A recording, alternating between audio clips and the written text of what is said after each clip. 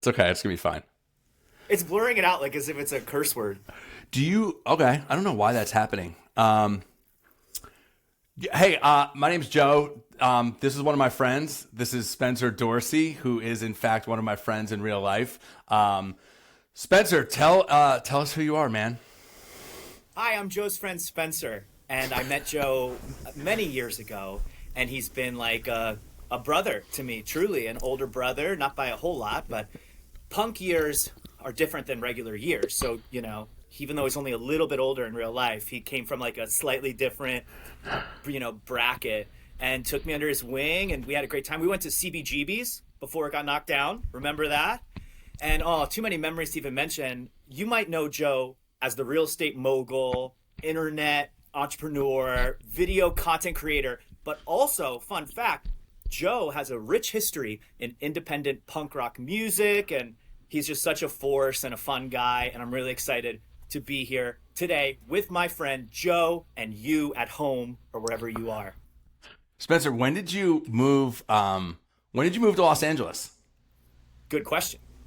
So I was born here and I lived in Venice Beach with my mom until I was about like 4 or 5. And I would grow up looking at these scrapbooks of Venice Beach in the 80s. So my mom was a beatnik, kind of artsy person. So it was just rich with like Hell's Angels and partying and smoking and having a great old time. And I thought, man, I got to go back there. That's where I'm from. It's going to happen one day. And I moved here with my wife, Colleen, 10 years ago. So we just hit our 10-year Wow. anniversary. Yeah. So yeah, I remember you moved. Yeah, so you moved out here before I did. You're in Los Angeles. I'm in Orange County. And tell us what you do, man. So you want to talk about like a like an internet kind of social media creation person? Dude, I stumbled on your social media. We hadn't talked for a little while, right? Like I'm 45 years old. We probably shit, man. We probably knew each other when I was in my early 20s. We were like we were skateboarding and fighting cops, right? That did happen once or twice. The But only yeah, fight I ever got into. And I mean, I think we did okay, I don't you think we know? fought cops, dude. I think we actually. I don't know if we did, dude. I remember. All right, we're gonna go right into it. That was the day that we went to CBGB's to see the explosion, and we stopped Mhm. in New Brunswick on the way home. Is that right?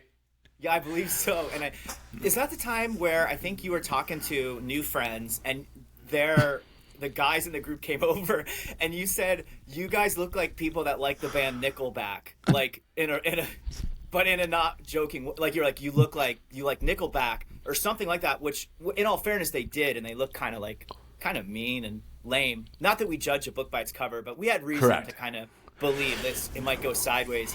And yeah, I mean, I learned a lot that day. I took a I learned to fall keep pretty my good. mouth shut. I was like, I should keep my mouth shut and just drink my beer. Like I should keep my mouth shut and drink my beer.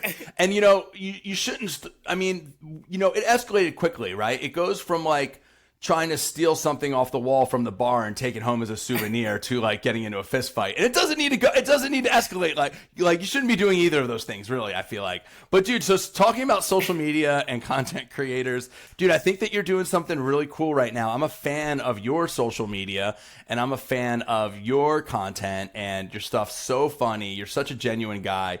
Tell us about what you're doing right now with Discount Cemetery Sure. and whatever Well, else you're doing. That's awesome. I mean, it is awesome. Thank you. And this is such a great moment. It's so nice to connect with you on here. And I've been looking forward to this for so long, and I'm already having the best time.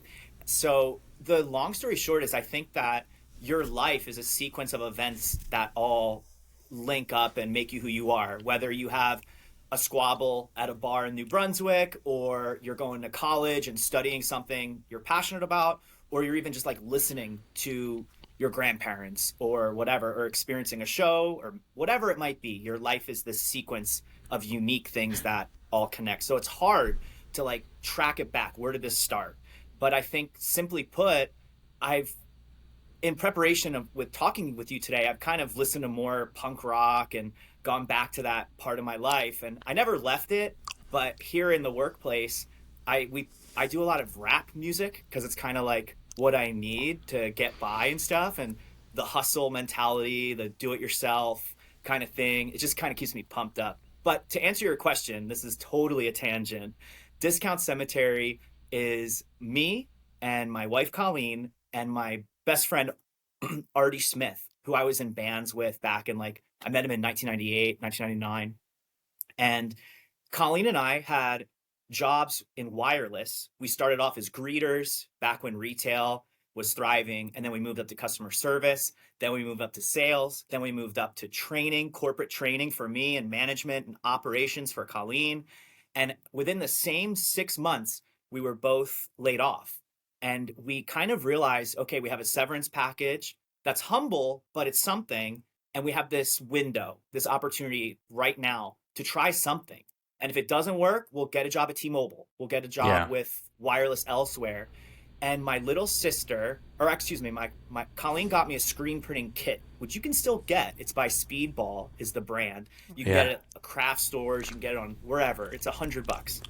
And I had that gift kind of in the corner. And then my little sister was visiting. She showed me how to do it because she had a background in screen printing. And growing up with punk rock music, you're no stranger to like screen printing your own merch. Somebody in every crew was kind of handling that. So I was definitely like already a little bit dabbling in that world. And yeah, we made our first design. It was Bela Lugosi, this really rad picture of Bela Lugosi as a vampire. And we put it out and we still have it to this day, 7-8 years later.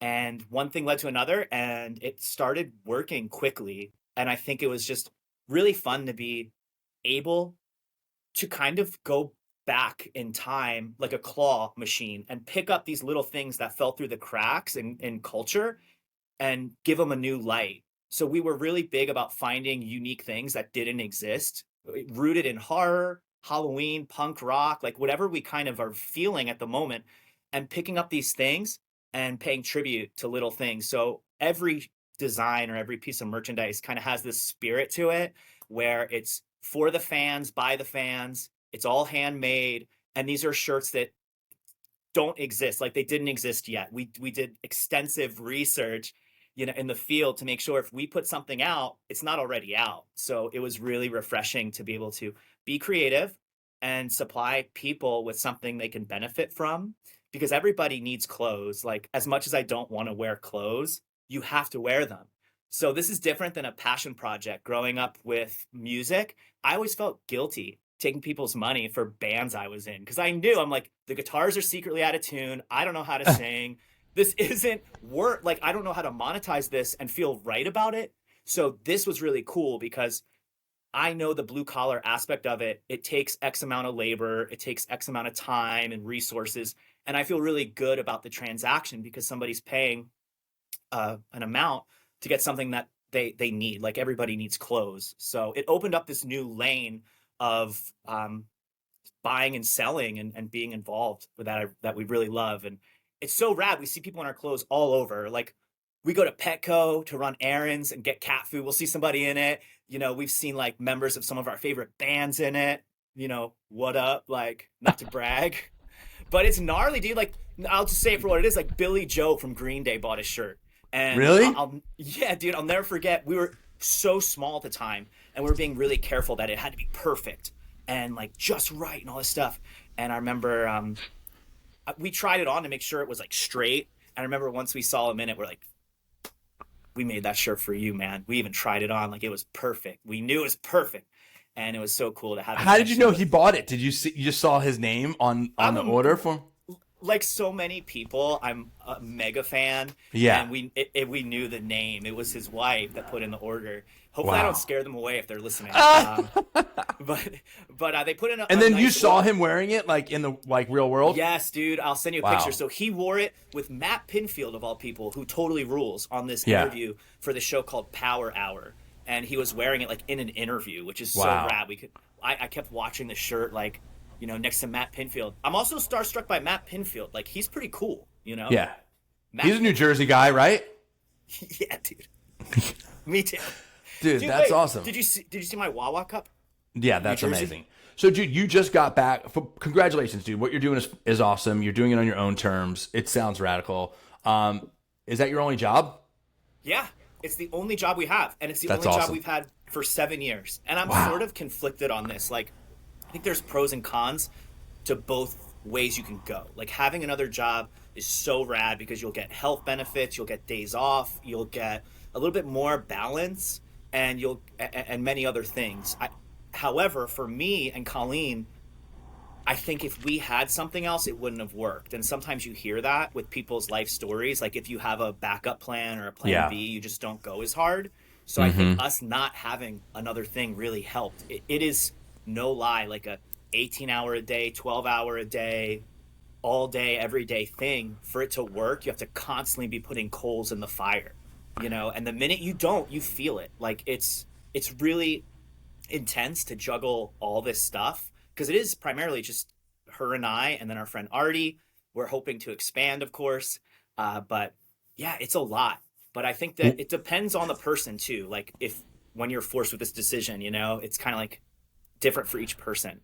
Well, I think that's pretty punk rock. I think the punk rock thing is to just do the shit you want to do on your own terms and not have to like really answer to anybody. I think that's pretty awesome, man.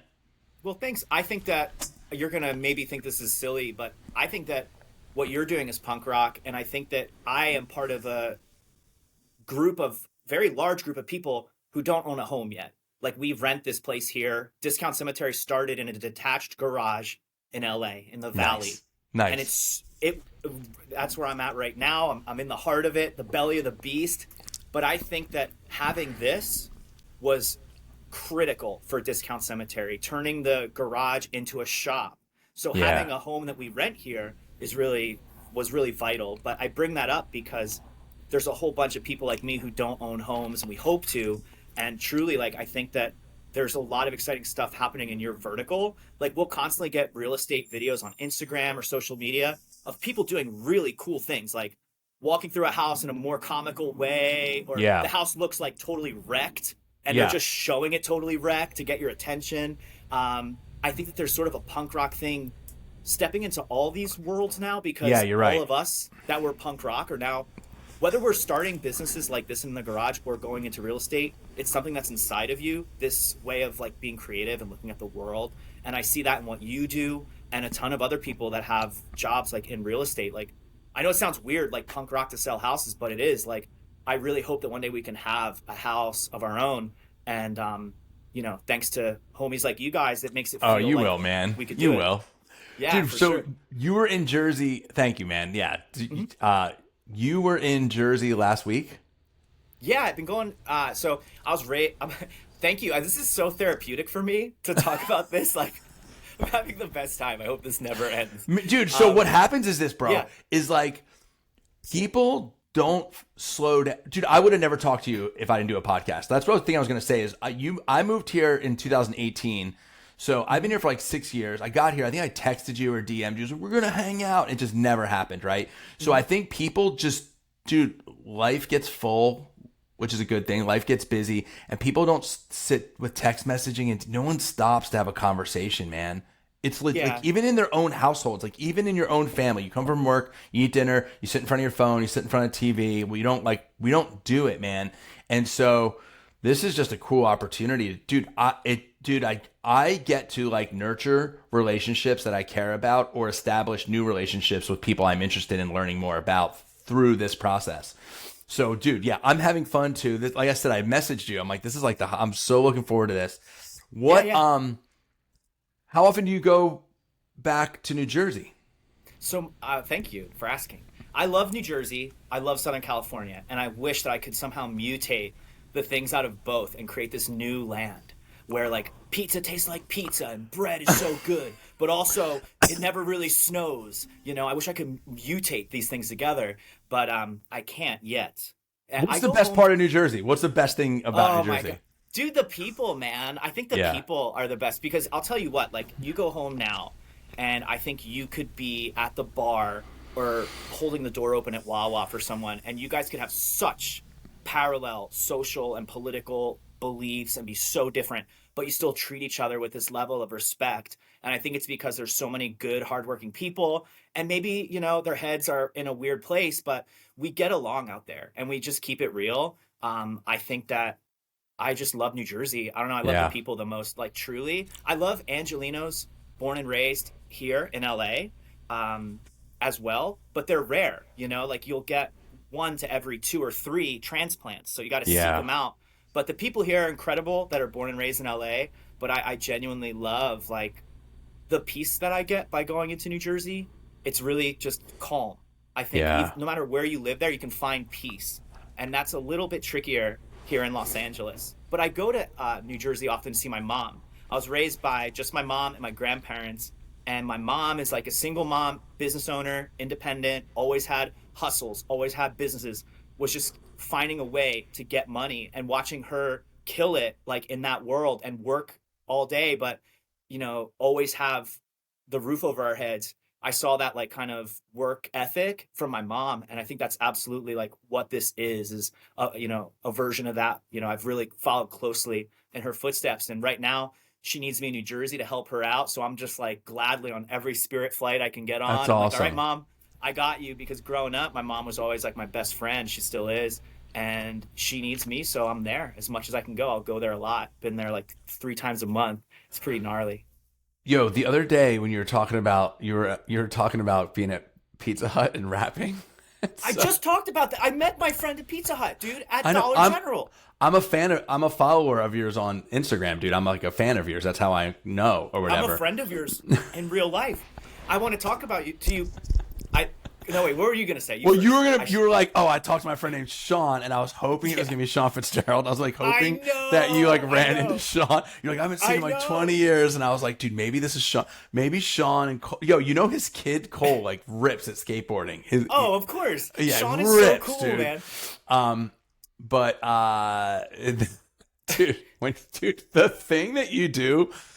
Dude, I want to be you a lot of times, and you don't know this, dude. The thing that when you're recording content and on your dashboard and the phone falls and you say fuck and you pick it up always does. and you keep Like- it in there, dude, it's so... Because anyone's ever tried to create content on the dashboard of the car, because the car is a Yeah. great place to create content. Like, and then it's like, this thing happens, you're like, Always, oh, I have to start over. You don't start over. You're like, oh, fuck. No. And then you keep going.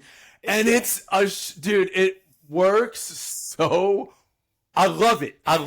It's like these too. things that you do that I don't like. The other day on another one of your reels, you were just listening to Transcendentalism, which I had recently been listening to, and I was like, oh my god, dude, I love like you're just singing it. So those are things that I like about you, and I like that you Thank you. I like that you rap at Pizza Hut. I did. And I did. I like really did. that. Dude, Dude, I love rapping. when we were Go ahead. working at Temperance Records, The best, it was the best, dude. It was so best. Oh, we And can talk about that we need a whole season of this. I know. I already know. There's so much shit I want to do with you on this thing. Yeah. Like we might have to do like a part 2, right, or whatever. Like we don't Sure. have. But I remember like I was so into like. I don't want to offend anyone, but like it was like I was very biased in what I listened to when it came to like punk and hardcore. If it was straight edge and like from New Jersey, I was like into it, and if it was from Yeah. New York, I was like into it, right? But like, you were the guy that was like just would not shut the fuck up about the adolescents. I love And then them, dude. and I remember like there was a moment, it was like you and it was like Chuck and it was like a few other people. Chuck was like, you should listen to Mommy's Little Monster. And I'm like, fuck that shit, right?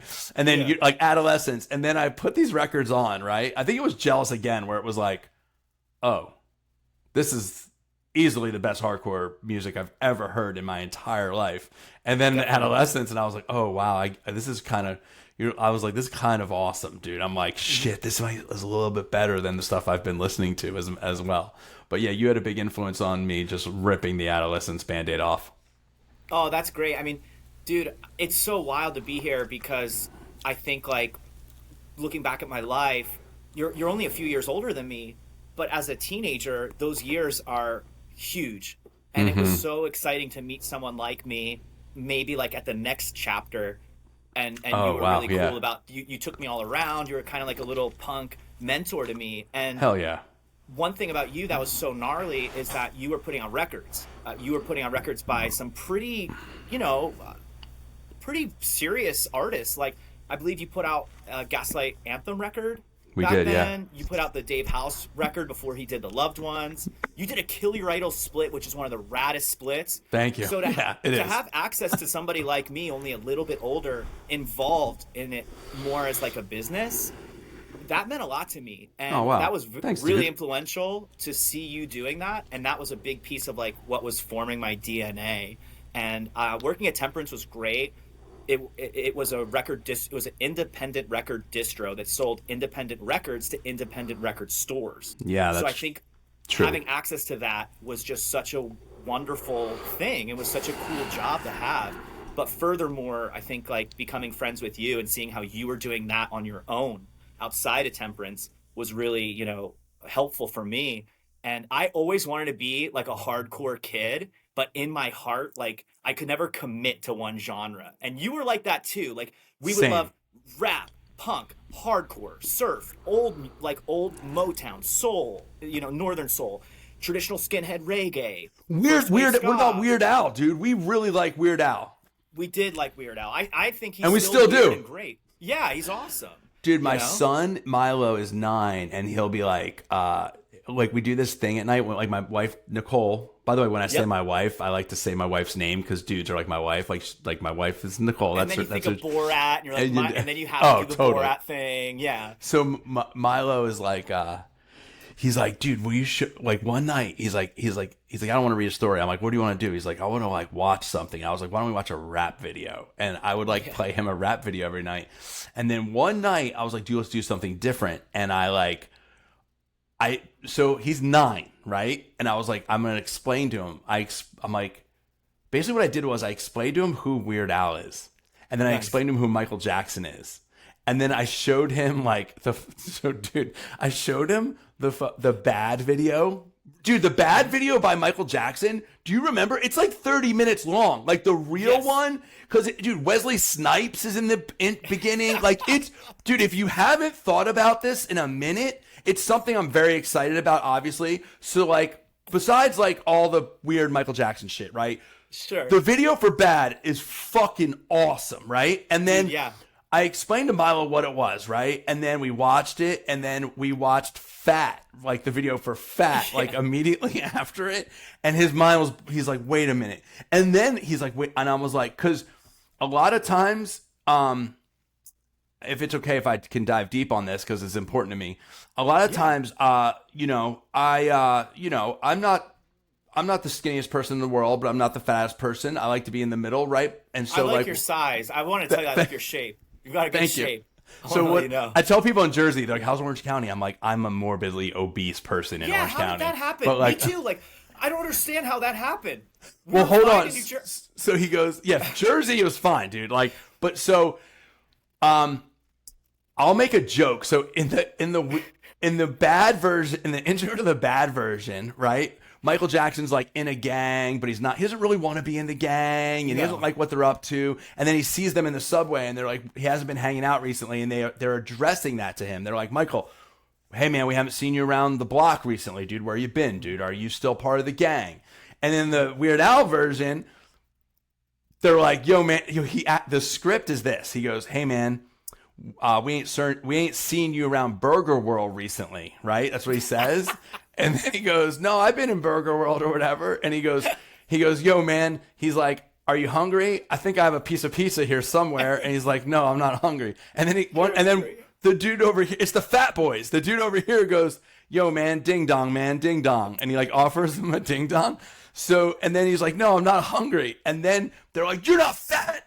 You're not nothing. And so now on my street, I have like hot dads, like rival hot dads that wear Viore and they're like fit and, whatever. They're like, they got their thing going on. And, I'll say things like, yo, do you guys want to get milkshakes or whatever? Yeah. And they'll be like, and then I'll say to them, I'll be like, dude, you're not fat, dude. You're not fat. I'll be like, yo, I haven't seen you around In-N-Out World recently. Yeah. And none of them understand what I'm saying. But when Milo watched the video by Weird Al, the intro, he like something clicked where he's like, dude, this is what my dad has been saying to all the rival dads in the neighborhood about being, because like, how weird is that when I tell them like, you're not fat and I get angry, right? When they won't eat the same food I'm eating or want to have junk food or whatever.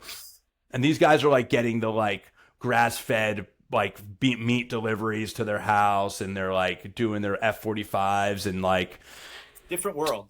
dude, 100%, man. Like I'm gonna work out a little bit, but dude, I'm gonna eat Handel's ice cream. I think like, dude, happiness is the real currency. Is like, how happy are you today and tomorrow? And it's all a trade-off. Like, not everything that you love is good for you, but I mean, in moderation or whatever, and maybe not even in moderation. Like Charles Bukowski said this, and he said, "Find what you love and let it kill you."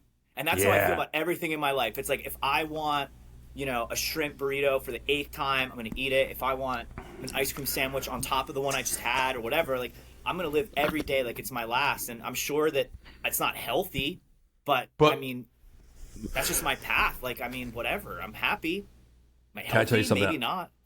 I was walking on the Wildwood Boardwalk. Yes, any story that starts off with that, great.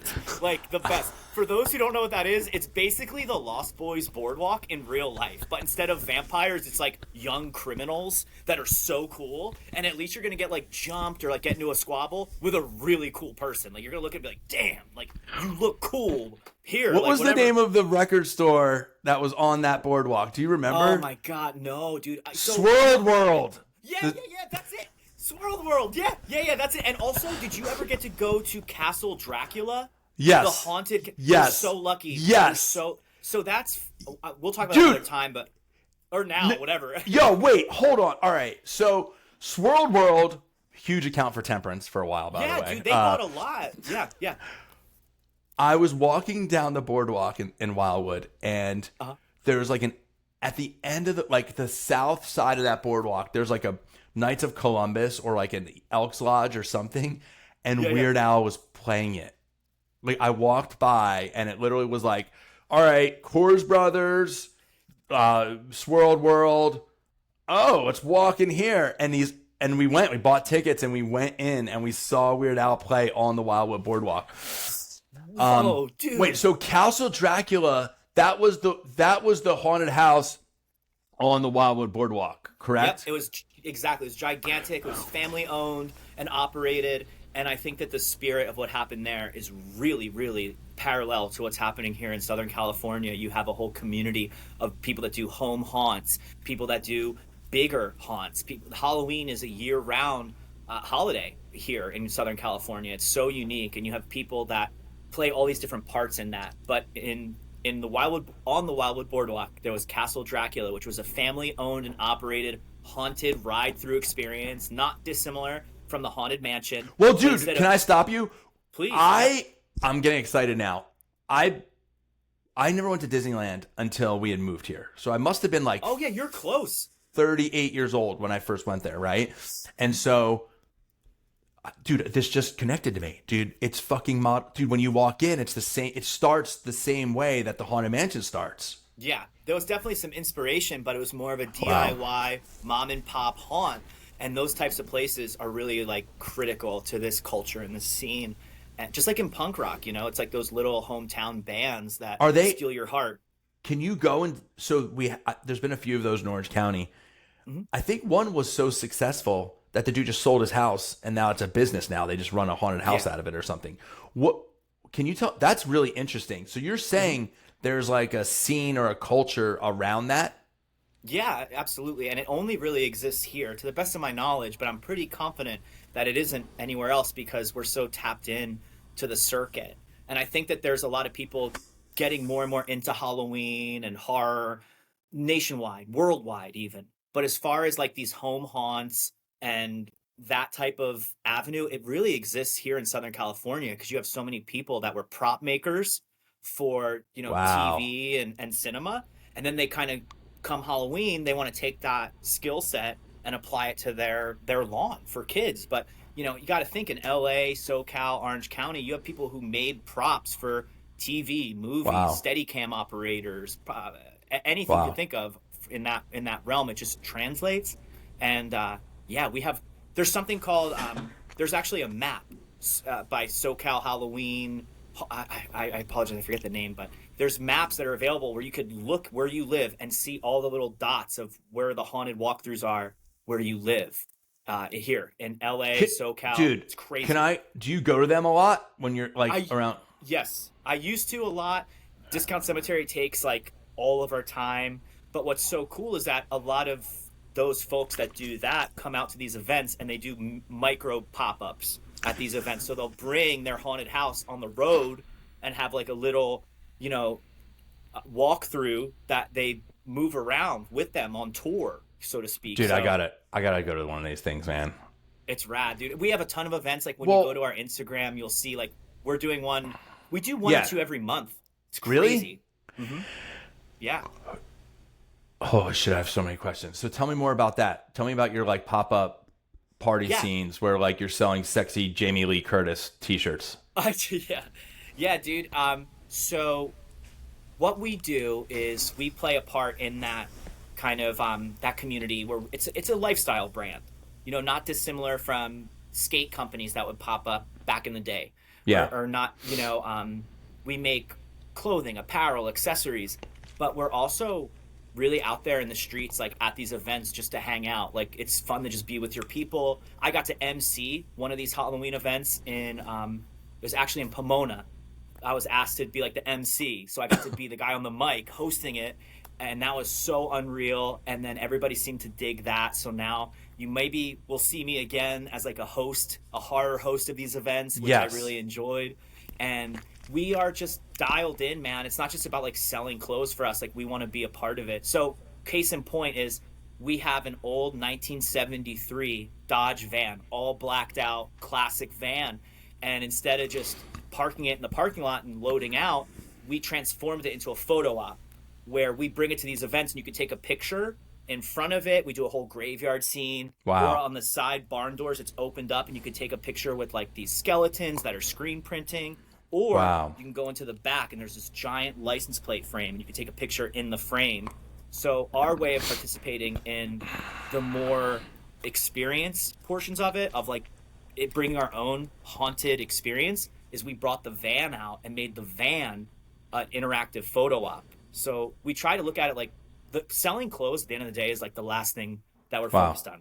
We're focused on just being a part of this incredible community and having experiences like that with people like us that love Halloween, that love horror, that love, you know, other punk rock, whatever. But yeah, it's just fun to be out there at these events and just having this Sunday where it feels like it's Halloween, but it's technically April or May, Wow. but it feels like Halloween in April or May, you know?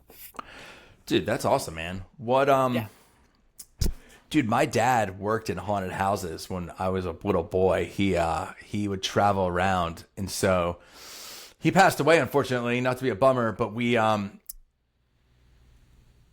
dude, so there was a haunted house at Great Adventure in New Jersey. It burned down. You probably know this, right? He helped build that, right? Yes. And Yes. he had dude, my uncle has all of it now, just tons of stuff. Like he was that guy, dude. Like you just explained my father. That's crazy. So like Oh, when wow. Halloween would come around, he would go bonkers, man, and we would have all this shit that he built or made, and these casts and these molds and all these things. My uncle has all of it now, dude. And like, dude, my dad was so rad. I remember I like won a costume contest in like 5th grade, and like the night before, like a week before, we went to the thrift store and he bought all these clothes, right? And he like made me into like a werewolf or whatever. And like the morning of, he like painted my face and did all this shit to my face. But a week before, we went and got clothes at the thrift store, and then we went home and he buried the clothes for a week in the ground and then he pulled them out of the ground and put them on me. And like, dude, it was crazy. Like you just like unlocked a memory that like I didn't know still existed. That's so incredible. I'm honored to do so. Your dad's amazing. And it's seriously, I mean, He's it's drinking so a cool. Budweiser, digging up Yeah. clothes, you know, like the dead cat is over there, you know, like Joey's clothes are over here. It was a whole thing, man. And he was like good at it. Awesome. Dude, it ties into everything we're talking about. Like this love for Halloween and transforming your yard into a haunt for kids. I mean, what's more punk rock than that? Than like burying clothes and drinking a Budweiser and trying to just be cool in your community to these kids and their parents and give them something to remember and look forward to. We are that Halloween house on the block where every other month or so Is it people sick? are like, oh yeah, it's before we did Discount Cemetery as a clothing brand, it was a little yard haunt. We had decorated the house like a graveyard and we called it Encino Discount Cemetery. And then once this clothing thing started, we just took Encino off and it was Discount Cemetery. But yeah, you could actually get the pink foam insulation from Home Depot, like it's insulation for a wall, and you can cut it and then use a Dremel to make your own tombstones, and it's really cheap. You can buy like a big board of this pink foam, and that's what we did. We did a DIY transformation of our house into a cemetery. But I just think like your dad is so incredible. Parents that do that for their kids, it's so cool because it just taps into your imagination. Yeah. And in such an important way. And it's Christmas has a lot of stress around it. You have to buy gifts and there's just more to it. I think Halloween is just about imagination. It's about fun, and it's about being in your community with everybody around you and having a moment where you do something kind of eerie and creepy and weird. And all those things are beats that syncopate with punk rock. Like it's the most punk rock genre is horror, is a very punk rock genre of film, and Halloween is like a pretty punk rock holiday, I mean, look at the Misfits, dude. Were you at that Misfits show? Dude, I love it. Danzig has the most outrageous banter. Like, I wish that we could just cut his mic off in between songs, but incredible performance. I've seen him a few times. I saw him at the Kia Forum with Alkaline Trio. I was there. I knew it. Everyone was at that show. Every person. Cool. Yeah, it was great. Dude, when they cool. played Teenagers from Mars, I was like, this is the greatest hardcore song ever written. I teared like up ever a little written. bit for Hybrid Moments, once it came in, and it's, if you're gonna scream with me, moments like this never last. I was like sitting there just like in shock, and I got the chills, and then I'm like starting to like almost I'm tearing up or whatever. I'm like, what is happening in my body and my everything? It was just, I get the chills now thinking about it, dude. No, it was great. It was great. Like right now. It was great. No, it was great. It was totally great. It was weird. Who opened that show? It was like some like legit punk band opened, and they played like at the Kia Forum on stage in front of like nobody. It was like not awesome to watch. I missed them. It was like, I missed them. I want to say Discharge. Is that possible? Could it have been? It was them. It was it Discharge. really? Yes, because I saw Discharge at Punk Rock Bowling, and I was surprised by how much they sounded like Motorhead. Where I was like, holy like this sounds kind of like Motorhead live. I'm like, which was cool. But I missed Discharge at the Kia Forum because by the time you park and this and that, and you get a hot dog, I mean, you might miss Discharge because you gotta get a hot dog. Dude, my wife Nicole, her friend, she's from here, right? So she's like, and she was like punk hardcore, whatever. Sure. She we went to Misfits, and we had the hookup, dude. We were in the Forum Club like an hour before those doors even opened, and everybody was in. So have you been in the Forum Club? Not the club, only the Forum proper in the seats, So the Forum Club is like, that's like the VIP section or whatever, right? Like where like it's like they like when the Showtime Lakers started, right? Jerry Buss was like, dude, this is gonna be a party. We're gonna have a nightclub attached to the whatever it was called then, right? Like, but the Kia Forum, right? And so now it's like a club. And so now if you're on the guest list or if you're a VIP or something like that, you're allowed in there. And that's where they have like the cake, a big gigantic sheet cake of like the band that's playing. Dude, they're like slicing meat. There's like a sushi section. It's like no joke. There's 2 bars. Like it's bonkers. And we went there and we were like sitting in there and like, everyone was in there. Like sitting next to me was like Shepard Fairey, and then it's like Fred Armisen. Like everybody was like all the Pennywise guys, all the Offsprings guys, like everyone's in there, and I'm just like, I mean, I was more interested in eating the cake and the sushi or whatever, but like it was pretty cool. I don't know if we're allowed to talk about this, but I remember we were all together, and somebody in our group. Frank called Fletcher from Pennywise, and we at like 4 a.m. and asked if we get a sausage party tattoo of the sausages surfing on surfboards. Oh my God, you're right. At like 3 a.m. And he was such a good sport. He was exhausted. Like we woke him up out of sound sleep, and he stayed on the phone the whole time. Like he didn't hang up, and he which I love about him. But we called him and asked because he did tattooing, and we called him. I forgot about that. We called him at 3 a.m.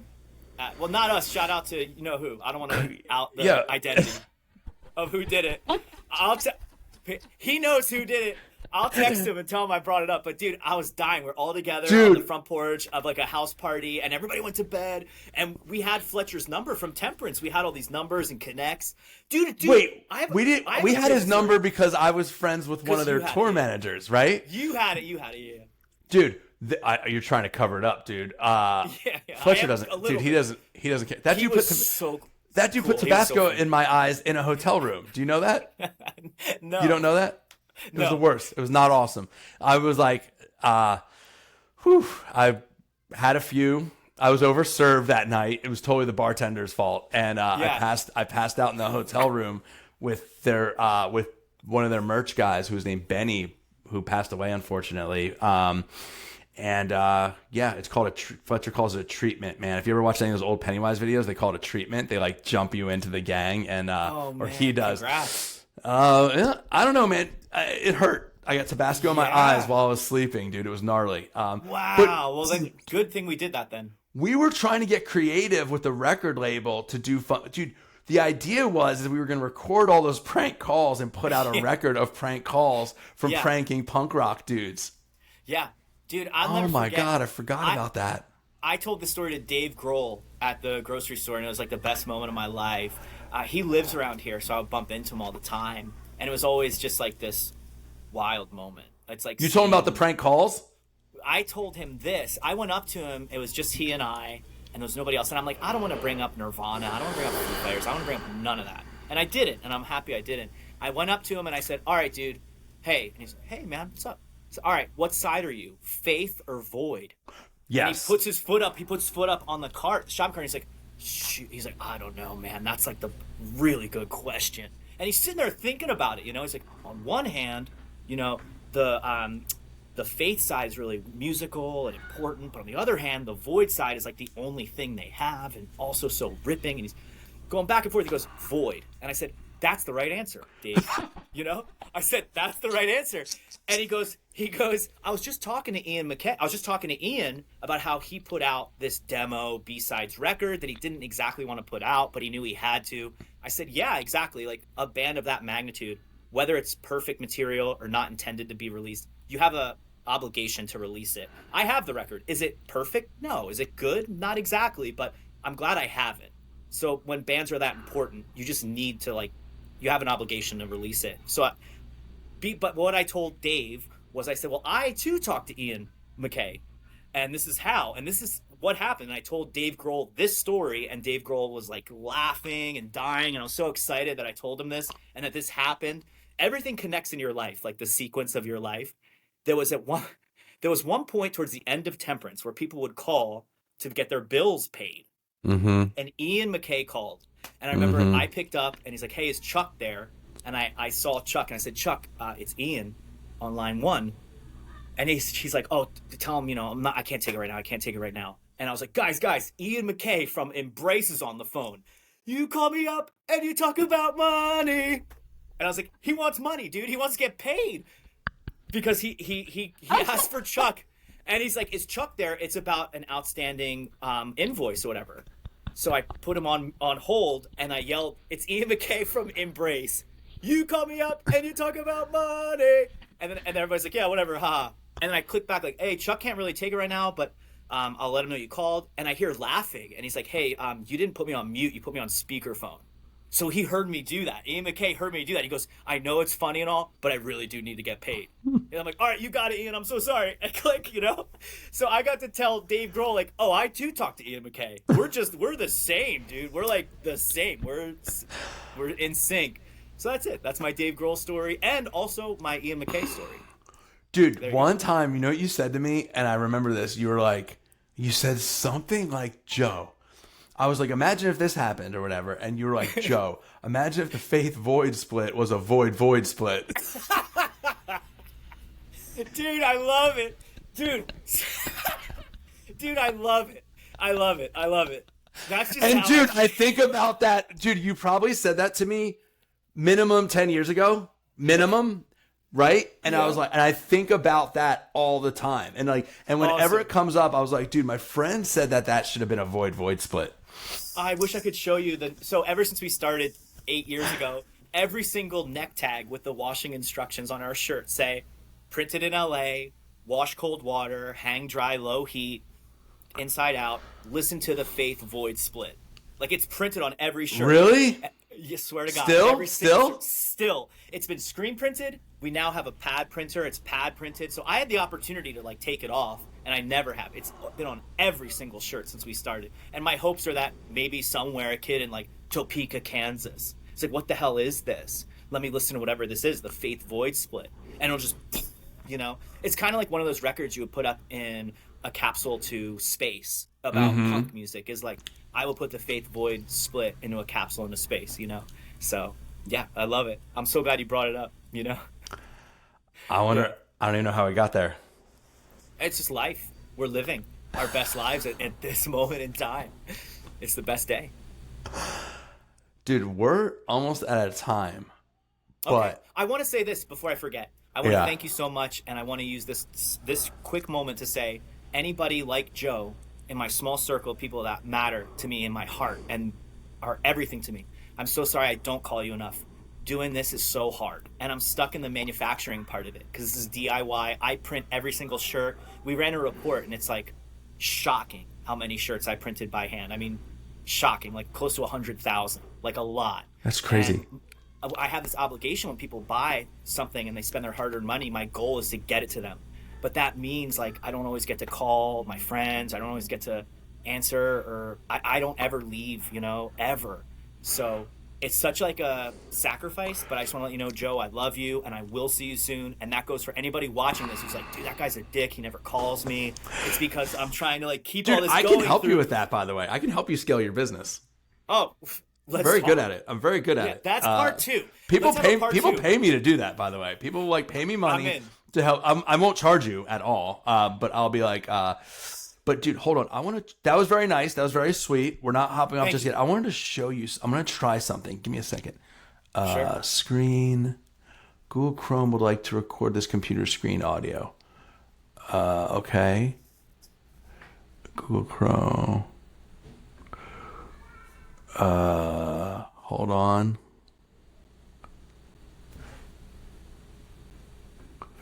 Let me see if this works, dude. I wanted to try something. Oh,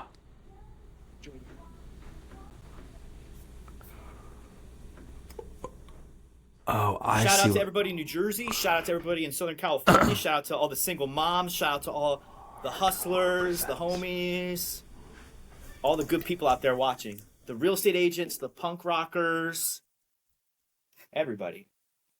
We have a diverse audience right now, I think.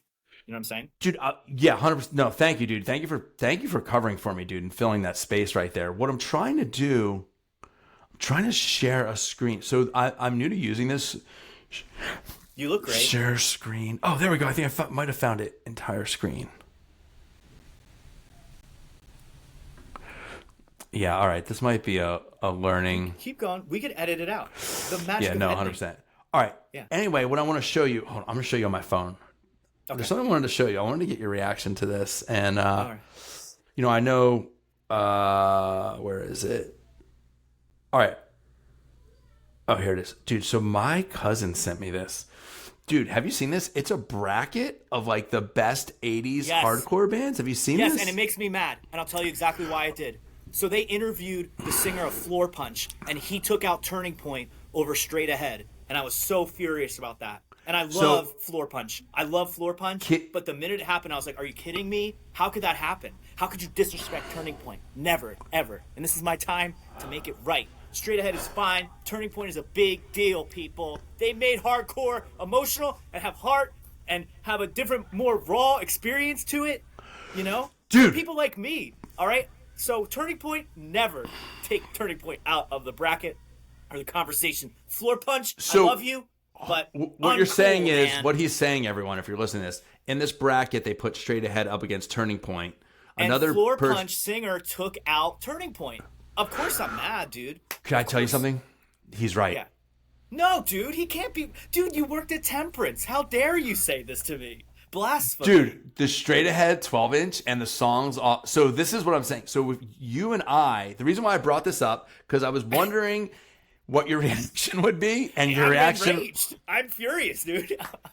So I'm so mad. Bro, what I want to do is I want to do like a whiteboard. Like I want to do that on I want to do this again with you on just that. Right? Because Turning Point's going to win against everybody. I'm so biased. I am so biased. Like, dude, the first one is, dude, so many of these make me mad, dude. All right, like, give me one. What's one that makes you mad? Okay, hold on. Let's do it. So, You all guys right, know dude. I picked Turning Point, but Right in the first round, dude, it's Warzone, Black Flag. how could you compete? How could you compare the two? That's such a tough thing, right? Like, I've heard the comparison of Black Flag or Minor Threat or Black Flag or like the Misfits, but Warzone and Black Flag, they're so different. Like, Black Flag should be up against another California band. Warzone should be up against, like, it should be Warzone or Agnostic Front, in my opinion. And I would pick Warzone. I love that. That would be easy because then they pin Agnostic Front against Suicidal Tendencies, and that's so different as well. Yeah, so these guys that do this podcast are from the Valley. Like, they're from close to me. This is a podcast that this came from? I believe so. I think so. So Hard Lore is a podcast, and I think the guys from this hardcore band called God's Hate do it. I could be totally wrong. And they're from Van Nuys, which is the next town over from me. We should do. I also think it's like, I saw Warzone a lot, and I knew the singer, and he was nice. So I like them better than Black Flag. Like, I'm taking them over Black Flag, probably. Yeah, and is it's Black so Flag a better band? Like, dude, Jealous Again is better than any song ever made by Warzone. Okay. So you say Jealous Again. Who's your favorite singer of Black Flag? That would be Des Cadena. Well, I don't know. So, fuck, dude. All right. So mine is Ron Reyes, and then Dez. So I have a really weird take on this. Yeah, I would love to hear. It's Ron Reyes, the yellow Jealous Again, where it's like the two school girl. Ron sang on the Yellow Jealous Again record? Yes. So then that's my favorite. Me too. I didn't even know. Yeah, wait, I get it confused a lot. Yeah. Oh, wow. Okay, then yes, is it because of Jealous Again? It's an absolute. Yeah, me too. Jealous Again. Me too. Absolutely. Me too. And the decline of Western civilization, where his banter's like, last night at, Dickies or whatever, we were picked up by the cops, and it's not my imagination. Yes. My back. Yeah, yeah. It was so hard because that was like Southern California, the accent, the banter. It was like, yo. That was a whole vibe, man. He was my favorite. He was such a showman, and he was hired in as a fan of the band. So it opens up this whole like almost famous thing of like, you too can sing for your favorite band. You know what I mean? Because he was a fan. They picked him up as a fan, and he did a great job. He's now like a religious guy, and he lives closer to you. But I wish him all the best. He's my favorite singer of Black Flag all day, every day. Yeah. I agree. What's another one of the brackets before we close out? Give me another one. Not that we're closing, but I'm just. So, dude, this is just another one, man. Is Minor? And then I have a two-part question, but go ahead. I can give you, dude. I can do any, dude. I can talk about this forever. Like, so. Yeah, this is a whole other show. It's awesome. They do Breakdown and Minor Threat. That's a hard one for me because I'm a Threat. Big New York guy. Big New York guy. I understand how you did not have to think very hard about it. For me, it's Breakdown. I saw them. See, I just saw them. I saw them a lot, and I liked them. Dude, I interviewed the singer Jeff Parlin. I interviewed him for my fanzine that never came out. Yeah. And I wrote down the answers in the parking lot of the Princeton Arts Council after they played there with Floor Punch. You're so lucky, I think, to me, to be part of that school of hardcore and punk rock. Like, to see Warzone with Rabies singing with the gardening gloves on and everything. Yeah. That's iconic. That's history. Well, they're construction gloves if you're from New York. You know what I mean? My bad. Yes. Gardening gloves for me in SoCal. 100%, dude. Yeah. But yeah, dude, you saw some real stuff. And then I got lucky to catch something cool. I think every generation of kids coming in, they get their version of this. However, there's certain people that come into this scene that are just sacred. And I think like Rabies is one of those people. Like, I think Sean McCabe from Ink and Dagger is one of those people. Like, did you see them? I did once, and I was too young to understand what's happening. There's strobe lights everywhere. I was so confused. I was really, really young. Where'd you see him? At the church? I saw him at the First Unitarian Church in 1998, and it was with Joshua Fit for Battle and Boy Sets Fire. And I still I think I was at that same show. Did they turn the lights out? Yeah, of Yeah, course. yeah, And yeah. I remember not understanding it, and then years later being so upset. And Sean did graffiti. He lived in Ocean City with the singer of Dead Guy, like a block up from me. So I'd see them around, like on the boardwalk, and they were cool older punk kids. And I'll never forget. Sean, I think Robbie Red Cheeks, and the dude from Dead Guy were like messing with a vending machine, and a Coke came out because they were like shaking it, and like, "Yo, kid, here." I had like an Operation Ivy shirt on or something, right? And he's like, "Yo, kid, here," and he gave me a Coke, and I felt like, it felt like the equivalent of like your favorite baseball player throwing you like a loose ball and you catch Yeah, it. It's yeah. just like this insane moment. And I think about Ink and Dagger a lot. I wish that there's certain Me bands too, that man. Me same. bums me out. That's why we that get they're along. gone. Yeah. I think people to this, yeah, people don't, yeah, that's, and dude, you know what? Fuck, man. Yo, the dude, what's the guy's name what's the famous guy that was in Ink and Dagger from Philadelphia? Sean. Tim and Eric. Eric. It was not. It was Eric. I was getting mixed up. Eric, whatever his name is, he played bass Yes. for Ink and Dagger. The brunette, not Tim Heidecker. Tim Heidecker's the blonde. Yeah, not Tim other Heidecker, the dude. other dude. I saw a picture of him. I kind of didn't believe it. I thought it was a joke because it could Yeah. be a joke from that guy, But and Yeah. then there was a picture of him like in the makeup, like white t-shirt, jeans, like playing an Ink and Dagger. And I was like, damn, dude. But yeah, man, especially for what you're doing, Discount Cemetery, the genre, all that, and Ink and Dagger, that's got to tie it all together, right? Oh, 1,000,000,000%. I mean, the idea of using horror like a vessel inside of another, place it's not typically there. I mean, I think what's cool is, yes, it's a lot like this in the same spirit, but what's also really cool is that I wanted to be so involved in punk and hardcore, and some of like the macho, aggressive, like male stuff turned me off because I was a little bit more fragile and delicate. And then Sean McCabe and Ink and Dagger, it's important for bands like that to come out because they just wipe the slate clean. And they're Yeah. like, well, we have another whole lane for you. Like you still belong in punk and hardcore if you're a little bit weird and kind of like not super tough and more like reading books instead of doing windmill kicks or whatever. Nothing against that. That's Yeah. fine. Like doing windmill kicks and listening to Fury of Five and Scarhead, like God bless you. A lot of my friends were doing that, but it didn't make sense for me. I'm like, I look weird in sweatpants. I don't have this kind of energy. And I think like Ink and Dagger was just You this didn't even perfect thing. You were working a part-time job. You couldn't even afford like FUBU gear. No. I did go to a Foreman Mills 2 days ago, and it's surprisingly great. If you are watching and you have access to a Foreman Mills, go. I'm telling you, dude. There was a Cash Money Records jersey, Cash Money, and on the back it says Foreman? 0099, Wait, hold on. Fuck. and it Foreman, was $10 or $20. What's Foreman for Mills? Cash Money. Is that in New Jersey? It's a closeout streetwear urban store, but it's gigantic. So you have access Where to, is like, it located geographically? any dying strip mall in New Jersey will have one. But we have one in the Cardiff Circle by the old Shore Mall, and it's still there, and I love them for it. Everything's boarded up and gone. Everything. But Foreman Bro, Mills how are we remains. not? They have Mark Echo, Rockaware, all that kind of stuff. Dude, that's if awesome. That makes sense. All right, I got to wrap this up. You want to do part Okay. 2? I'll ping you on it. To be Dude, determined. we probably have to do more than 2. I mean, Yeah. I didn't even scratch the surface of anything yet. Dude, we got to whiteboard that thing.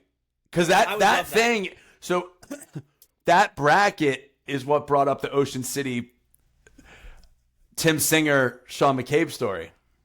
Oh, dude, I would love to do a hardcore bracket of music. I mean, I guess I'll pick weird choices maybe, but We should I do think, this like, bracket. We should do this yeah. bracket and have a I want winner. to Okay, we can do it. I'll do it. Or we can make our own.